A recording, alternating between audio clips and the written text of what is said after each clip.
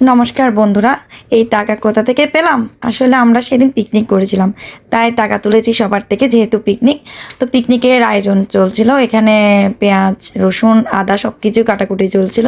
আসলে যেহেতু বৃষ্টি পড়ছিল, তাই বাইরে আর আয়োজনটা করা হয়নি, ঘরের মধ্যেই রান্না করা হয়েছে।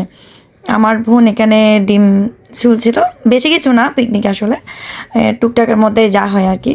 তো চিকেন এখানে ভেজে নেওয়া হলো। তারপর ডিমগুলো খুব সুন্দর করে ভাজা হচ্ছিল। আমি একটু তখনও ভিডিও করে নিলাম আপনাদেরকে দেখানোর জন্য।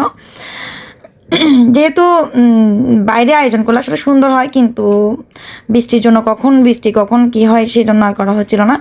আর চিনি গুঁড়া চাল দিয়ে পোলাও করা হয়েছিল, মানে চালটা এত সুন্দর লাগছিল, আমি একটু হাতে ধরে দেখিয়ে দিচ্ছি আপনাদের। তো দেখুন, অলমোস্ট ডান। ডিমের ভুনা খুব সুন্দর হয়েছিল, রান্নাটা খেতেও অসাধারণ হয়েছিল। আসলে আমার বোন এই রান্নাগুলো খুবই ভালো করে, আমি কিন্তু রান্না করিনি, রান্না ওই করেছিল। আর চিকেন কষাটাও অসাধারণ হয়েছিল, ওর হাতের চিকেন কষা সবাই একদম ভালো বলে, একদম লাজবাব যাকে বলে। এখানে একদম লাস্ট মোমেন্টে পোলাওটা করা হচ্ছিল, এখানে চালটা খুব সুন্দর করে ভেজে নেওয়া হচ্ছিল।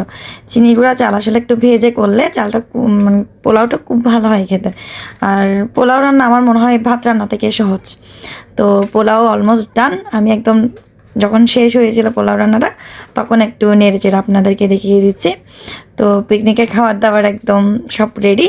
এই তো আমি এখানে সাজিয়ে গুছিয়ে নিয়েছি। পোলাও ছিল, স্যালাড ছিল, ডিম ভুনা আর চিকেন কষা, এটাই ছিল আমাদের পিকনিকের আয়োজন। তো ধন্যবাদ সবাইকে আমার ভিডিওটি দেখার জন্য।